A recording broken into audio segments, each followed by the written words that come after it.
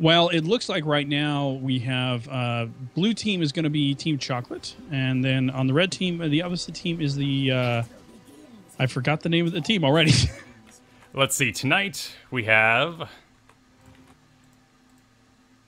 Team Chocolate with 4 wins under their belt already, going up against Spastic Newbs with a single win under their belt. Right. So Spastic Newbs on the red side, Team Chocolate on the blue side. Looks like we have a Sylvanas, a Vala. We've got an Asmodean, a Brightwing, and of course we have a Nubarak for Team Chocolate. And on the for Spastic Newbs, they've gone with Johanna, the Butcher, Tassadar, Kel'Thas, and Uther. So taking a quick look at these teams here, quite 2 specialists for the blue team and 2 supports for the red. Right. What I would think of that, Kyle, is that they're looking to try and control top lane, bottom lane a little bit for Team Chocolate and get that push going at least on one of those lanes. Asmo's really strong in the bottom lane or the top lane on this map, but he's going to have to be careful. He's all by himself right now, and right now the noobs are already on him like yeah. You know what? Uther and Butcher waiting in the sidelines the entire start of the map, and Brightwing, not exactly someone who's going to burst heal an Asmodean. Yeah. There's nothing really Gorath could do at that point on Brightwing. Just got there a little bit too late. And so we're seeing 3 in the bottom, and then, of course, Tassadar doing his best Tassadar stuff there in the middle lane, trying to be basically annoying for Vala, but she's getting a good little push, getting a little bit forward. And then, of course, in the top lane, they have a Nubarak and Sylvanas doing some work, and the only one fending them off there is Johanna. Oh, and then the Butcher running in with Uther right behind him. This is a great combination. One of my favorites, the Uther-Butcher going down. Yeah, and basically what I think we're seeing here, Kyle, is a little bit of a roam strategy from Spastic Newbs. Yeah, whereas it seems like our Team Chocolate trying to play safe, just maintain their XP in lane, but it's the kills that's actually putting Team Red into the lead. Yes. And right now, the advantage is Team Red level-wise, just slightly. They're still 3-3, so a lot can happen. But definitely those 2 kills early for Spastic Newbs, and that's what they want to see in this early game to kind of throw Team Chocolate back on their heels. So we have 3 in the middle at the moment. Looks like they may be setting up just the roaming Uther Butcher, making their way around the map. Dill's diving out of lane as the Anubarak. And top lane, not too much going on here. Johanna solo lane, it's not the most thrilling thing on Earth. Yeah. But, you know, I think that's one of the things that she can do on this particular map is at least hold a lane on her own and allow for this strategy to take place, which is really Uther and Butcher just trying to pick a spot and see where they can catch somebody out. Now in the bottom here, we have a Kel'Thas Asmodean throwdown going out. Quickly ends as the 2 spellcasters run out of cooldowns and walk away from each other. And yeah, Uther Butcher looking for that next connection.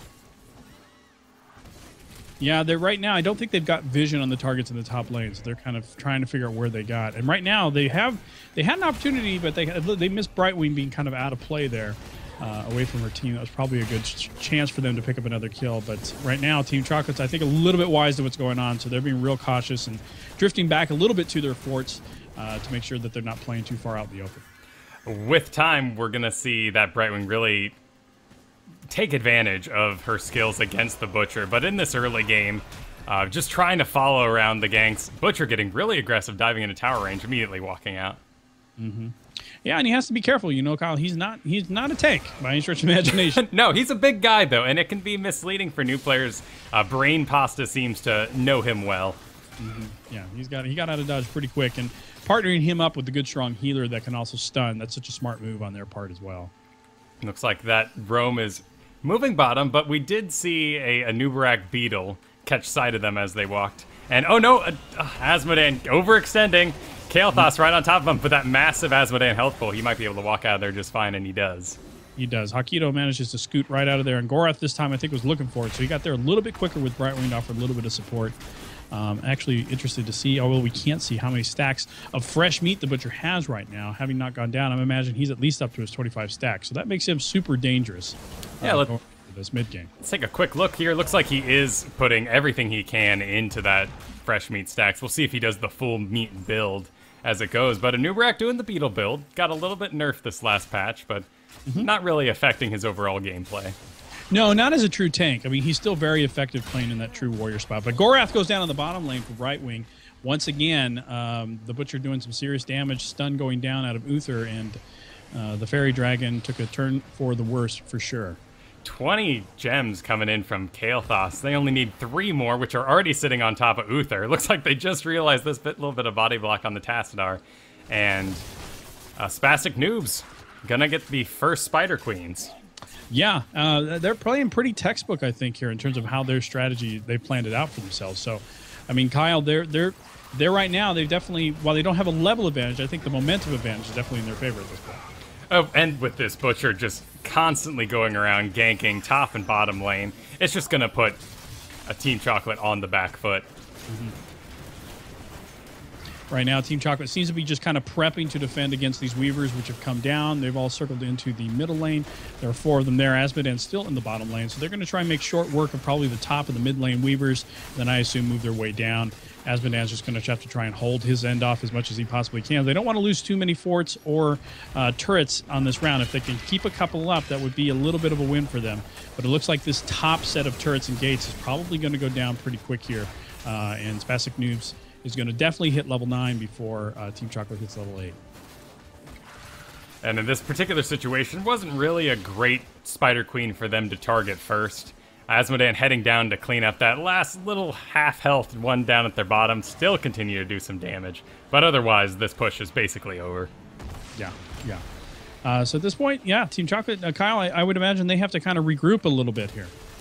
Yeah, we're going to have 10 in just about 30 seconds for Spastic Newbs. So Team Chocolate gonna have to really soak up some XP. You can already see him trying to relocate out, but Sylvanas getting caught out here. Where's the Butcher? He's close behind, but getting safe behind that wall for Revendon. Yeah, Revan was smart to get out with that Banshee push. Sneak behind her gate and get out of dodge as quick as she can there. We saw a move as well in the top lane. It looked like Team Chocolate was trying to catch Johanna out of bounds, but that we all know that's a little tough. 3-on-1 with Johanna is still, she can still pretty much get out of it. Before level 10, when you lack the lockdowns for your team, particularly because a Newbrak is their only real stunner, they're going to have a tough time grabbing hold of her. Yeah, we got an interesting push situation here now, Kyle, as the Web Weavers are going to be coming down for Team Chocolate.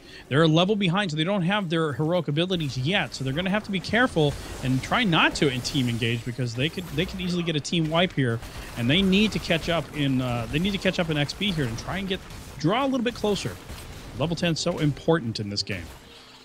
Now, they have all moved down to this bottom lane. At least, we're missing Brightwing, but she can teleport at any time. It's not like the team is missing her. They're all going to die for this fort, but they might have a little bit of tunnel vision as Spastic Newbs running from behind, immediately targeting the Vala. Yeah, they jumped right in. Butcher used his onslaught, their ability, charged right in. And they were able to take down both Vala and Sylvanas. Right now, it's basically the tank and the specialist and the healer left for Team Chocolate. And down goes Asmodan. So that was a little bit dangerous. They got a little bit greedy, Kyle, on that fort in the bottom, and it cost them. They had nowhere to run once the engagement hit. But they have got their level 10s, so they're no longer at quite the deficit they were. Top is still being pushed for what it's worth. And Spider Queen charging up one of those blasts. Always got to get out of the way of that thing, and it's going to take out the well any moment here. Yeah.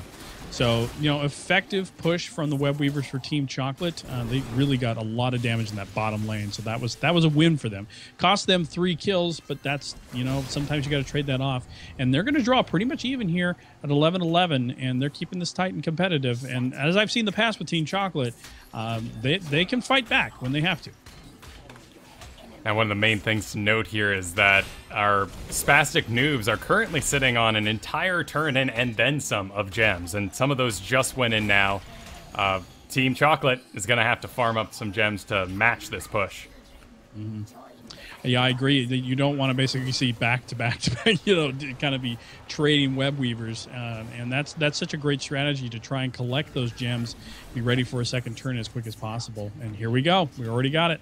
Yep, and we got Willie Dills trying to wiggle his way out as a Newbrak. Going to be pretty successful, though they have a number of stuns, but Asmodan getting caught out. No sort of movement abilities for the old fatty. He's going to go down to Butcher. Yeah, Hakito's going to have to maybe switch his tactic, and if he wants to continue to draw XP, he might need to go to the top lane and do it. Once you start getting deep up into those lanes more towards the other team's main base, that starts to get a little dangerous for you to play that solo, and you get caught out easy enough, and that's pretty much what happened for him. Now, Team Chocolate is a level down. Their fort is most likely going to fall here, but they are rotating downwards, and they may be able to get off 1 or 2 good kills while it's on their side of the map. Yeah, they can use that turret to help them do a little damage. Spastic Newbs are playing it smart. They're getting out of dodge. They're going to look for the right matchup. Everybody's up at full health. And there's the Butcher charging in. He's taken Blast Furnace, which is so dangerous on this dive composition, Kyle. Yeah, and you have Johanna diving in right after him. The whole team, Team Chocolate, backed up, leaving a lot of gems in their wake. But looks like, for the most part, we have Sylvanas going down, but 3 of them going to make it out safely. Yeah, Sylvanas and, of course, Newbs didn't make it out of that incursion, and Asmodan, of course, went down as well. He's already back up again.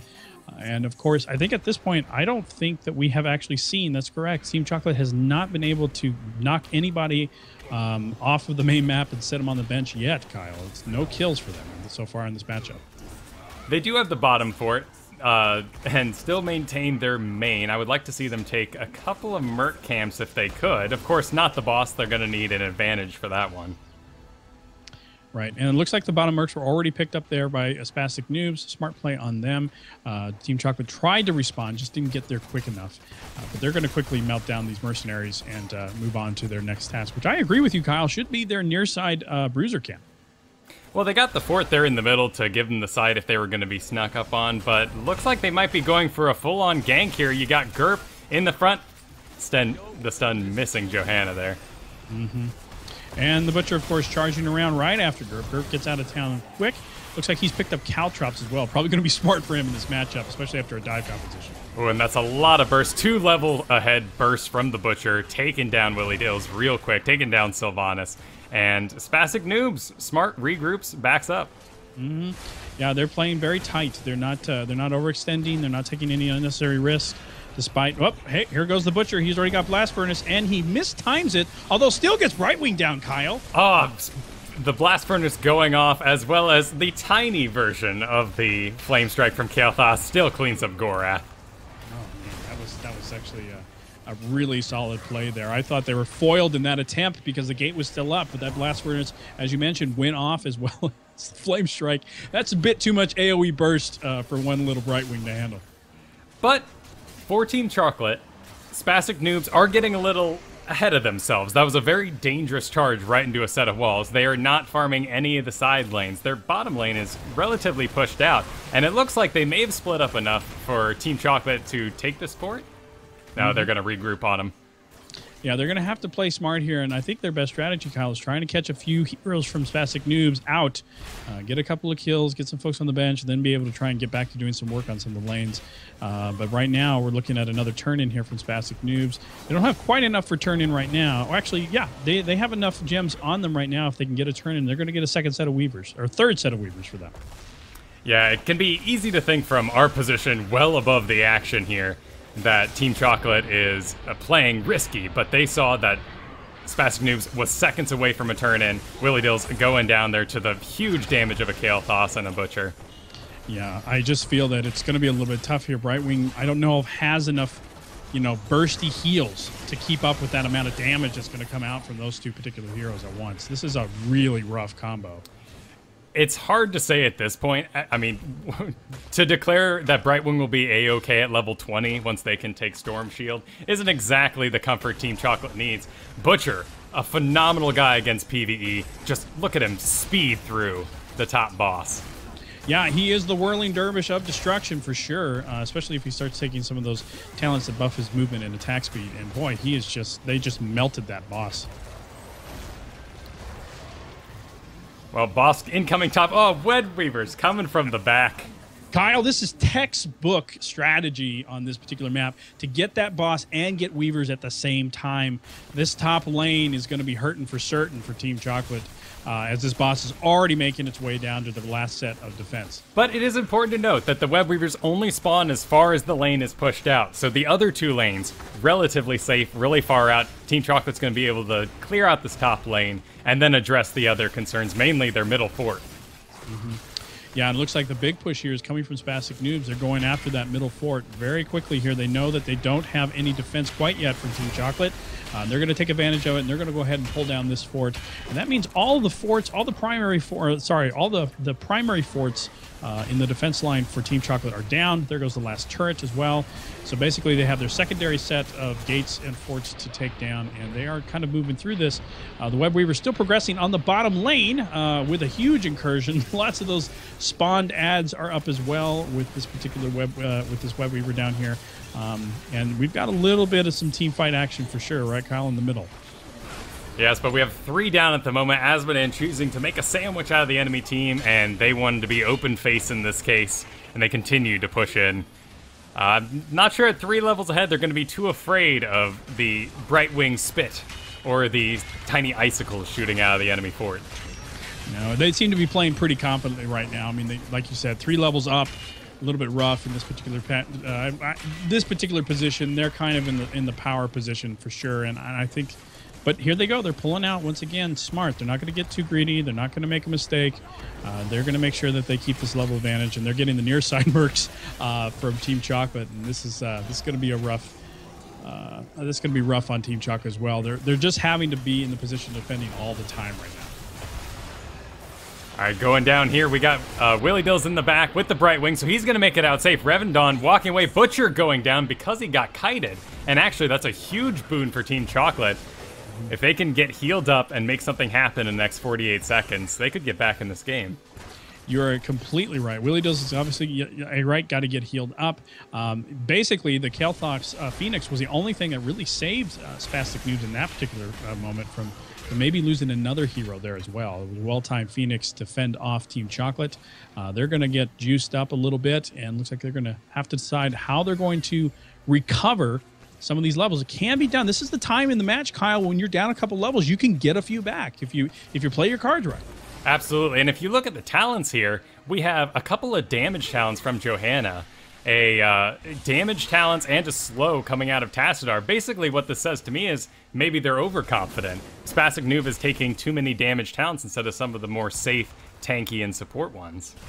Correct, and she's the only legit tank they have on their team. So to see her go damage, it feels like maybe they want to try and clean this thing up as quick as possible. But you're right, if she gets caught and she goes down, that can be a bad chain reaction for that team, because we're getting in the late game where the death penalties are going to get long. So anybody gets on the bench at this point, it's definitely going to be a game changer. And they're getting in position here. They know they took the bottom mercs. The mercs are coming up, not going to do a ton of damage walking around the sides there. Kael'thas may be out by himself, but they got to wait for Sylvanas to get together. Asmodan getting caught in the Furnace Blast. Gorath getting caught in the Furnace Blast. And Vala exploding. Asmodan exploding. We got a great heal by Gorath. Unstoppable himself so he can walk out. But another charge from Butcher takes out Gorath, and Revendon being slapped as he slowly tries to get out. Yeah, that was just a little bit of an unfortunate chain of events for Team Chocolate. They got a little bit mixed up going down to the Merc camps. They got split up a little bit. Asmodan got a little bit out of position. The Butcher just hit that hole he had like an all-pro running back, and just took down Vala, and then it was a chain of events after that. And I think right now we're going to see GG here, as there's really nothing between them and the core at this point. Yeah, we have Vala popping back up. Willie Dills managing to escape. Those are 2 stunners who may be able to hold them off, but really it's these mercs, these giants, pushing with the team that are going to do so much damage on this core. Right. Winions are a thing in the late game, especially when you've lost all of your forts. That means they start to get a little bit stronger. And we're seeing a little bit of pushback here from Team Chocolate. They're fending them off. They're not going to just roll over here by any stretch of the imagination. No, and in fact, they managed to engage before going below the 50% mark, which is going to stop the enemy team from diving them while they're all still alive trying to complete another objective. But Spastic Noobs heading into that turn-in, do they have enough? Quick math? Yeah, I think they do. Yep. I think they do. They got enough for another turn-in, but when you turn in those gems, all the mercs do disappear, so at least they can't stack it up with a boss on top. Right, you're exactly right. There's nothing to chain up at this point. There's still random minions spawning and heading down the lanes at this particular point. When we're going to see how Team Chocolate decides to kind of fend this off. They've got to respond quickly. They've got absolutely zero defense, and they're up in the top lane, Kyle, which I would say that's where they maybe don't want to be, because that's the last place that they have any turrets or forts at this point. And it looks like we're going to see some attempts to engage here in the mid from Spastic Newbs as they're starting to prep up. They've got Weavers in behind them, and they're going for the core now. Yeah, they're trying to protect their last fort, and granted, they don't have any sight of them coming in, but they are just ready to wail on the core. Again, Butcher, stationary targets, doing an absurd amount of damage. Tassadar popping his ult, and well, that's GG. That is definitely GG, and going into this, looking at the matchup, a pretty, I would say, dominant performance out of Spastic Newbs for sure, Kyle. Yeah, that early gank really off-kiltered Team Chocolate, who is currently on a 4-game winning streak, having lost not a single match in this entire tournament. They do end up kind of falling to an early game double stun strategy against their double specialist. Right, and that's a really important thing to say there. I mean, they have not lost a match yet in this tournament. This is their very first loss, so you got to hand it to Spastic Newbs for picking basically the right composition and the right strategy to handle this composition. As I'm looking at the heroes after the last match that I know that I casted for Team Chocolate, I'm actually not seeing very much difference in the heroes that were picked. So I don't know if Spastic Newbs took a look at maybe one of these replays and said, let's come up with a composition that can really give them some trouble. I think it goes to show too, Kyle, just somebody who knows how to play Butcher well, and boy, is he deadly. Yeah, with that Uther to back him up in the early game, there were a lot of mistakes made, a lot of overextensions from the Butcher player, but it didn't matter in that particular instance because he was so well supported. And it looks like we have our second game getting ready to go. Okay, well, why don't we leave out of this here and get ready for match number 2. Now, I'm not entirely sure who the second match is going to be. Let's see. This is Team Chocolate versus Scott Kurt's team. Is it just called Scott Kurt's team? Apparently. Maybe we could find something a little more formal for him. Otherwise, we'll be screaming Scott Kurtz all... Scott Kurtz for the win. Which, not bad. Although Scott, I think, has had his name screamed a few times. Absolutely. Let's see here. I'm going to see if I can find out who they are here. Going over to our brackets, and if you want to check out the brackets, folks, at any time, they're featured over at Challenge. I like to call it Challenge, but Challenge. So fancy. It is. It's very fancy. I like to go fancy if I can every once in a while. But that's where the brackets are. That's where the tournament is being hosted, and of course, it is called the Heroes of the Pants Tournament. You can see it here. And it looks like it's got to be either Friendship of the Storm, perhaps, or Hold the Line, maybe? I'm not quite sure. Or Diamond Club. I'm not quite sure which team Scott Kurt's team is. Oh, we're waiting that invite at the moment, and sadly can't pull up old score screens during that time, and even if I did, it would ruin said invite, but... oh, I see. No, that is not that. That is a personal message. Oh, looks like I got an invite coming our way, so that means that we're going to get into it, and looks like a coin flip has happened, and we're going to see another match on Tomb of the Spider Queen, Kyle. It's a nice, even map. Mm-hmm. No real surprises.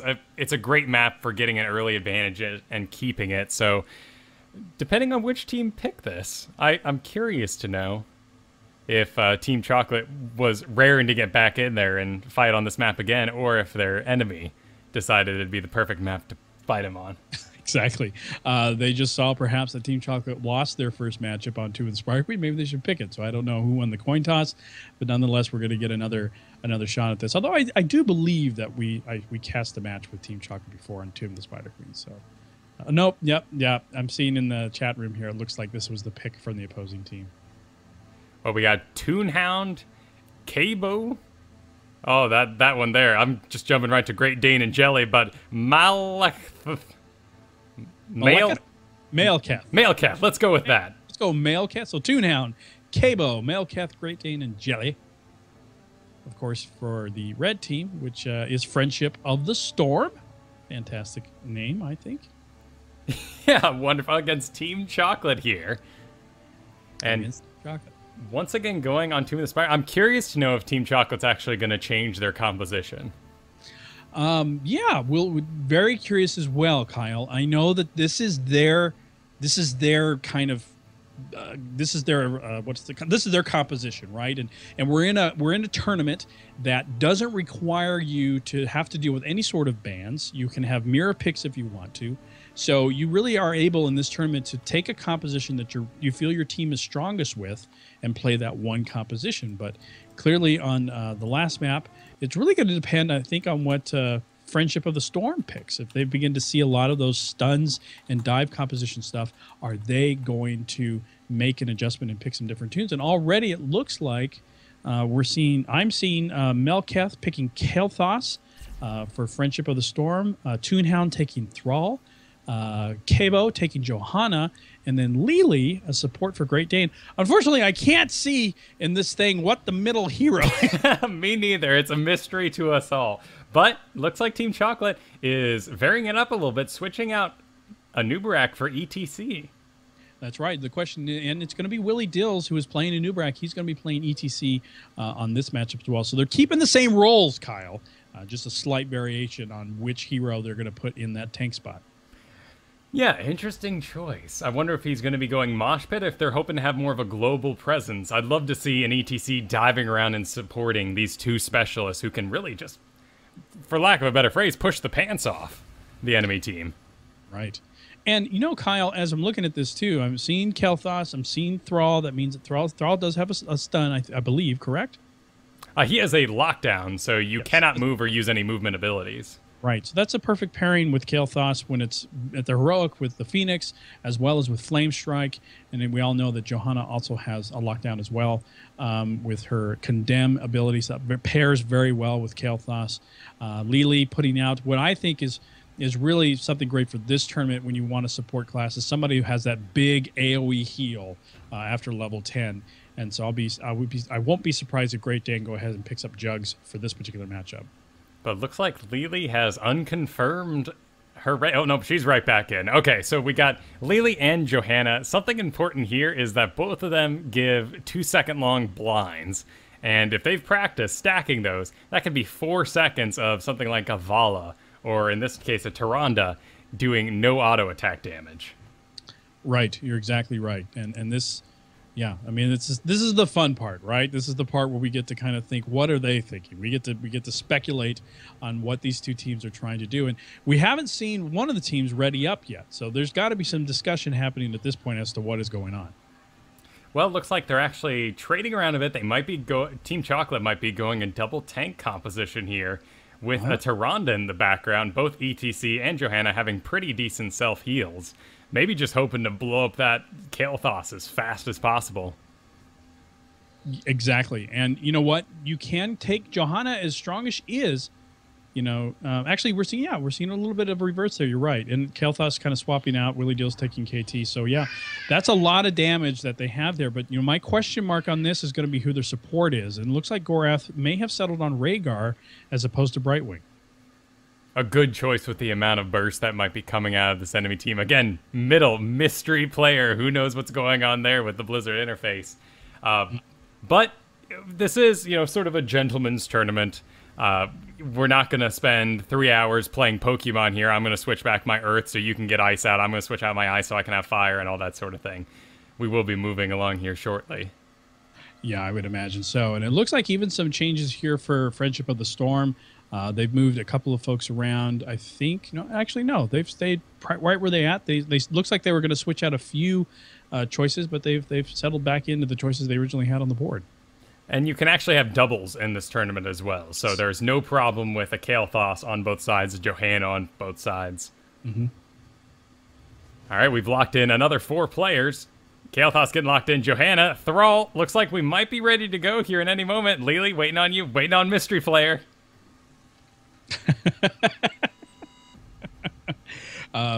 Question here from Alpha Cerebus.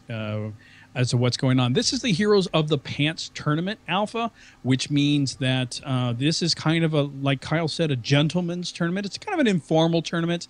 Some folks getting together, sponsored by Frogpants Studios, and these are folks, teams that are all playing within the tournament. So these aren't necessarily folks you're going to see in the August Open for the regionals for North America, but nonetheless, people who love playing Heroes of the Storm and love playing it competitively, and that's why they're here tonight. Exactly, and most likely walk away with some sick Frog Pants swag. Yeah, that's not bad to get sick Frog Pants swag, right? Well, we're ready, and it's Tomb of the Spider Queen again. Collect those gems. I mean, you asked my opinion of last time we loaded up here, so what's your opinion of this map? Well, I don't have a high opinion of this map. Not to say that I won't ever play it and I refuse to play it. It's not my favorite map to play. There are definitely maps that I enjoy. I don't have a bad win rate, surprisingly, on Tomb of the Spider Queen, but nonetheless, it's not necessarily my favorite map to play. I think that it's got some things that are going well for it. I do think it favors dive or roam comps. That's my belief, and we saw that clearly in the last matchup. We saw a combo of both, a roaming dive comp, which is terrifying on this map, and that's exactly what we saw. But my personal feeling, I would choose a different map if it were me, but nonetheless, great engagements are usually forced in this particular map, and we'll see if we got another one right now. Something fascinating to me about this map, knowing they were picking this map, no one picked any sight specialists. Gazlos, Zagaras, even a Tassadar that can see over all this wall and smoke. So both teams are going to be walking into turn-in almost completely blind. You're exactly right. That's going to be interesting. I mean, you don't even have like a Rain or a Malfurion who could pick Scouting Drone and put a target on something. So yeah, this might make it extra exciting. We might see some of those near misses that are so fun to watch in a tournament like this. Well, I feel like we're having a repeat, though it is a second team here. Friendship of the Storm putting their Johanna up top as well, though he is supported up by the Vala. In the middle, we have Vala versus with Johanna and Toonhound on the Thrall soloing a lane. Dangerous place for a Thrall to be. And at the very bottom, Asmodee holding his own against the healer and Kael'thas. Right, and I think, Kyle, this is going to be a bad matchup once again for Hakido, alone against the Kael'thas and a Lili. That's basically going to allow Kael'thas to be a bit more aggressive on Asmodee in this bottom lane because he has Lili there. And so it's going to be a challenge for Hawk to try and maintain here. I think he's going to be very careful based on getting an early gank last matchup as well. So we'll see if his play style in the bottom lane changes anything. Well, no real talents of note here. No one's taking a particular farm build or anything like that. Lili, Great Dane, and Johanna, Cabo, they are going Regeneration Master, so they need to make sure they're in a lane where they can get as many of those orbs as possible. Working well bottom lane, though top, both Willy Dills and Gorath, keeping them relatively pushed out. Right. And interesting choice here. Rhaegar looks like he's going for a little bit of a different build in meta. He's not taking Healer Ward. He's taking Colossal Totem. So that's what's going to be their slow or stun or control in those team engagements, is that totem going down. Toonhound getting a turn in here, putting them up at 18 for Team Red. And bottom, things continue to be a pretty decent equilibrium, which is great for Hakido. Really speaks to his Asmodean skills that he's holding off a Kael'thas and a healer. Yeah, and he's also picking up gens, Kyle. He's just basically letting the minions come to him. He's using his he's using his gate and his turrets to keep Kael'thas and Lili at bay, and he's playing it smart, and he's still able to collect and soak that XP on this bottom lane. And a great thing they're doing top here is Gorath is the only one picking up gems, and Willy Dills is then able to actually guard him while he makes the turn in. Right, exactly, and I think they're going to go for the turn in. No, not quite. Although Gorath's got to be careful there. Almost got caught out, got sucked in by the Condemned, and of course Vala was right there. Jelly was right there with a quick strike, but Gorath jumped into dog mode and zipped on out of there. So, in mid, we have Gerp and Revan Dawn pushing up against the wall. Toonhound, being a melee hero, not really able to push him back outside of a little bit of lightning, and the ammo's gone for those as well. Great Dane coming around the back here, hoping to maybe push this out a bit. Going to be a huge boon to Thrall, and they're going to get out of their box. Right. Revendon loves to pick the build for Johanna that allows for, pretty good siege damage out of Johanna. So I'm not surprised to see him pushing that mid lane early. And he is an aggressive Johanna player. As you can see, he's just harassing right now Lily and forcing her back down into that bottom lane. We're going to get a quick turn in by Gerp here for 1 coin. And both teams are pretty even right here in coin count going into this first turn in. Yeah, let's see. In the background, we have only a couple gems spread around. Toonhound sitting on 7 at the moment, which is the most on anybody. Otherwise, these are some gentlemen in late lanes going on. We are still at 0 kills. Yes, you're right. We have not seen any wrathful incursions in any way, shape, or form.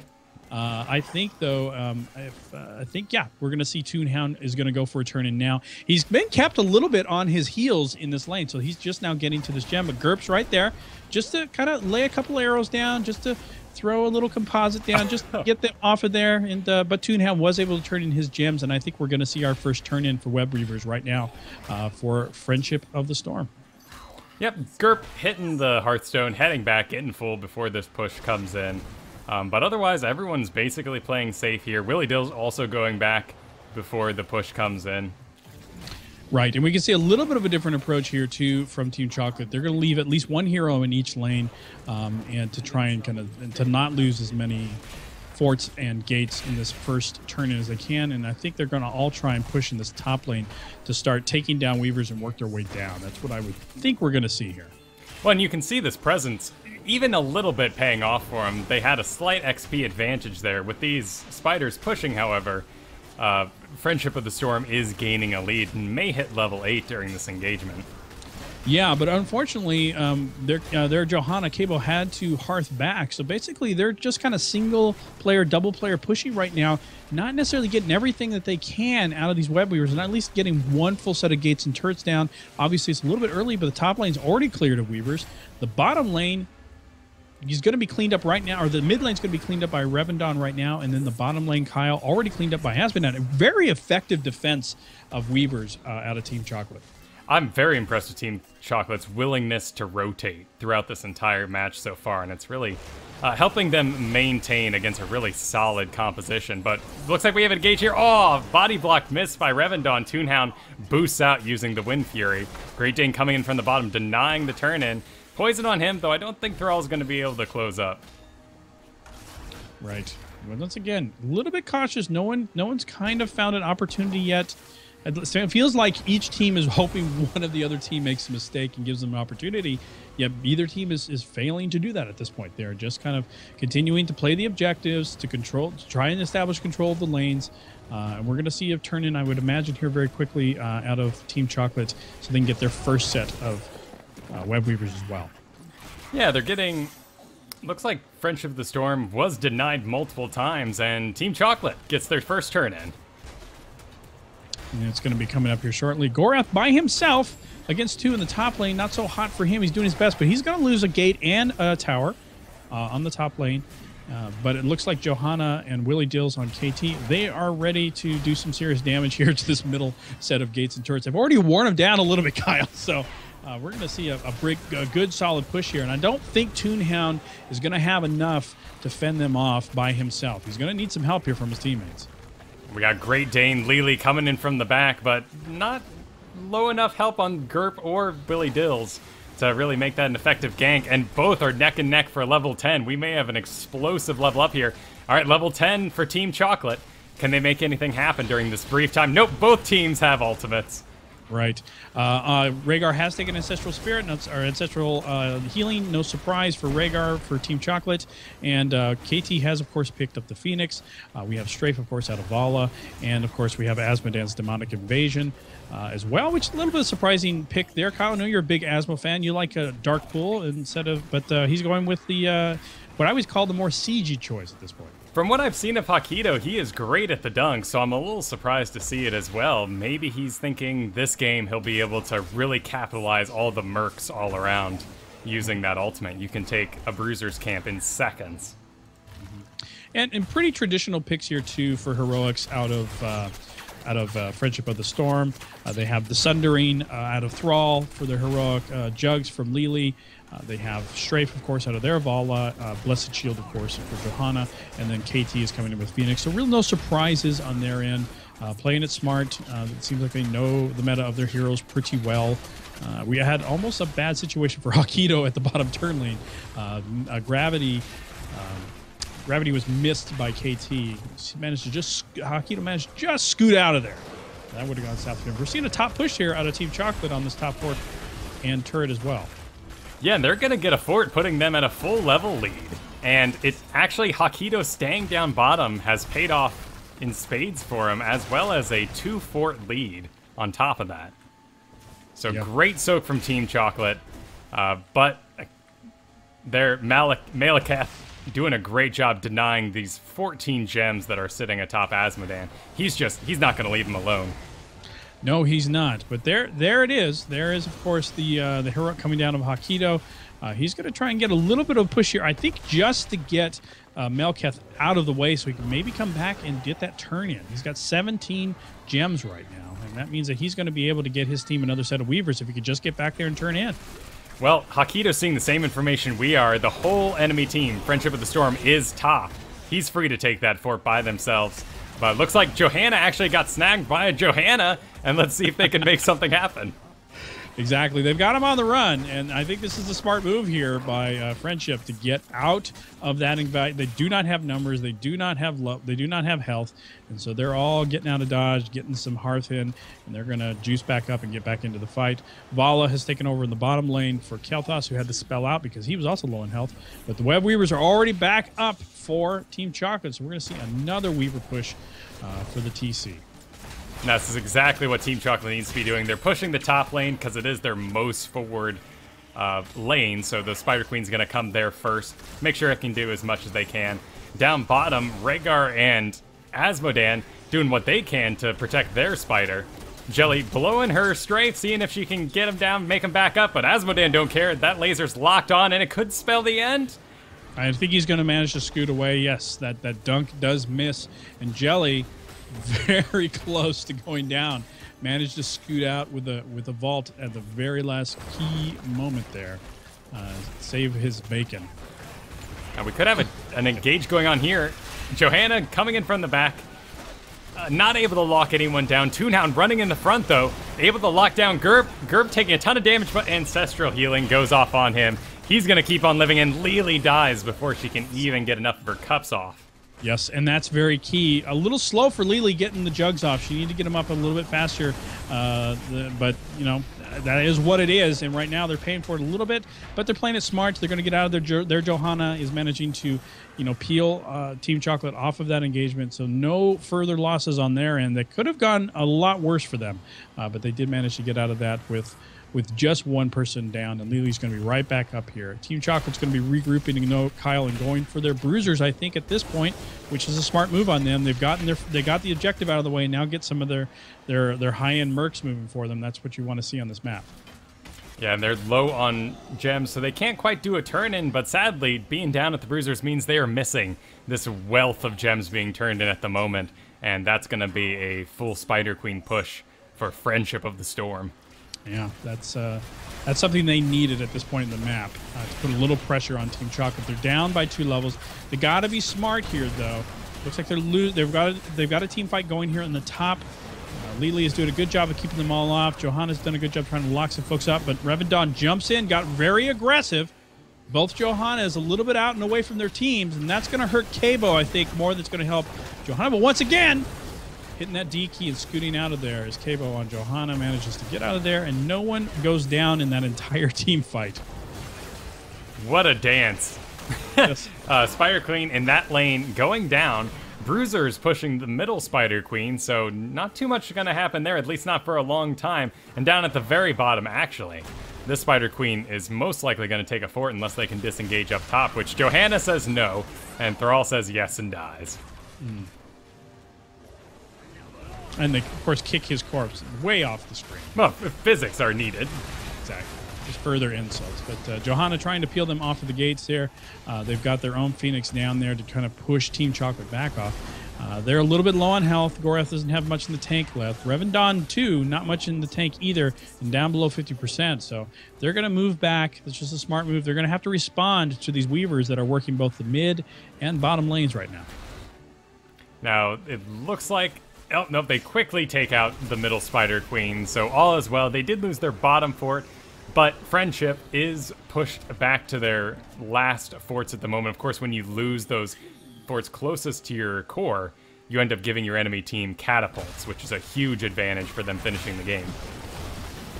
That's exactly right. And often overlooked, too, is the role that catapults play in the late game. How many matches have you won by catapults, Kyle? I've won several. Yes, they can really be a huge advantage, particularly with pushers like Asmodan, who may be able to increase the power of them. Oh, there goes Gerp. Yeah, Gerp has already gone down, blew the strafe, and was not able to get away for both a Sundering and a Phoenix at the same time. So that is a kill that's picked up by Friendship of the Storm. Not very friendly on that particular incursion. Vala, not winning any popularity contest, goes down, as oftentimes Valas do when they don't have, when they get a little bit out of position, don't have a healer to help them out in this team fights. It could be easy. The sacrifice you make for having a skill like Vault is pretty substantial when it comes to your health, but we do have a level 16 Kael'thas versus a non-level 16 Kael'thas, which means Team Chocolate currently has a huge damage increase with that Living Bomb spread. Yeah, let's talk a little bit about how much that Living Bomb spread is important in the late game here. I mean, that damage is just crazy right now. Comboing the Flame Strike and the Living Bomb, which basically spreads the Living Bomb to multiple heroes, really forces the other team to have to be mindful of their positioning and basically stay spread out, which is not always what you want to do in this game on a team fight, but that's exactly what they're going to have to do. Now, it is important to note, too, that Friendship of the Storm is doing an even more volatile build for Kael'thas. It's a bit more dangerous, but in this particular one, which Really Deals did not choose to do, when your bombs go off, they spread to enemy teams. So while they are behind at the moment by a level, things could easily swing. Yeah, they are definitely setting themselves up for a comeback.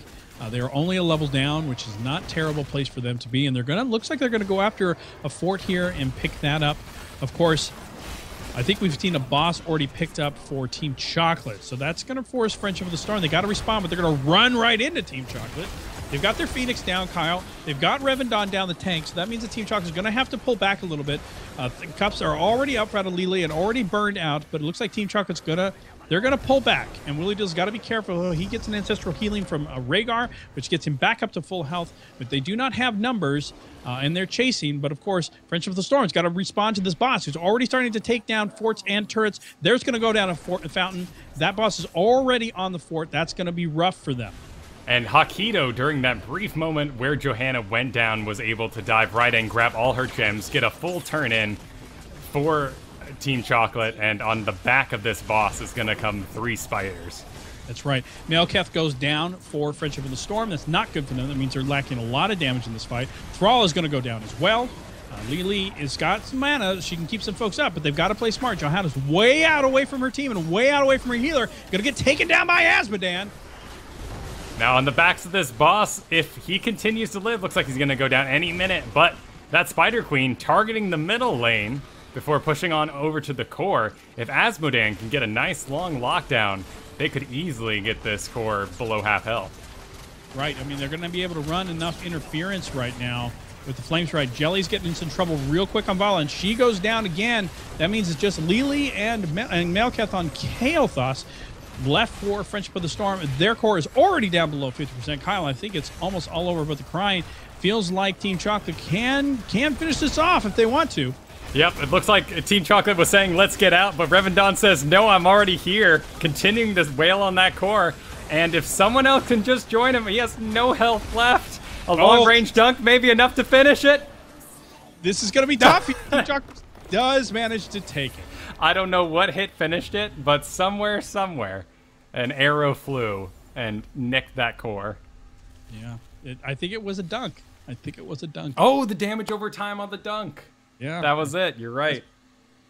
That was actually a very good matchup, very even kill, very back and forth out of both of those teams, Kyle. And you know what? As you said earlier, you made the commentary, a very gentlemanly game, a little bit of, one might say, a cautious game. 7-5 in terms of takedowns. Well, Team Chocolate has to be feeling good about that, bouncing back from what looked like an early game loss in the previous map. Maybe they won't be going on into the tournament fearing Tomb of the Spider after that one, but I think they'll still be worried about future butchers. Yes, and I would be. I mean, that's a really well-played composition out of Spastic Newbs. I think anybody who's playing this tournament's going to have to watch out for that. I'm looking at the standings right here on Challenge as well. And Spastic Newbs undefeated themselves. Only 3 matchups played so far, but they are undefeated, which means that they are looking pretty strong. Of course, team that we cast last week, Kyle Honey Badger Nunchucks in Division A, they've got 4 wins and only 1 loss, and now Team Chocolate 4 wins and 1 loss as well. So those look to be the top 3 teams in that division. Real quickly here, if we want to look at some of the other groups as well. Group B, Adults with Jobs, still undefeated, kind of taking the #1 ranking in Group B. Group C, YOLO Sonias, totally appropriate. They're undefeated as well. They've got 3 wins in their division. And last but certainly not least, Coldplay's in Group D is dominating Group D. They've got 5 wins right now. They remain undefeated. No other undefeated teams except for one. But that team has only played 1 matchup, so that doesn't count. So those seem to be the teams to beat right now in this Heroes of the Pants tournament.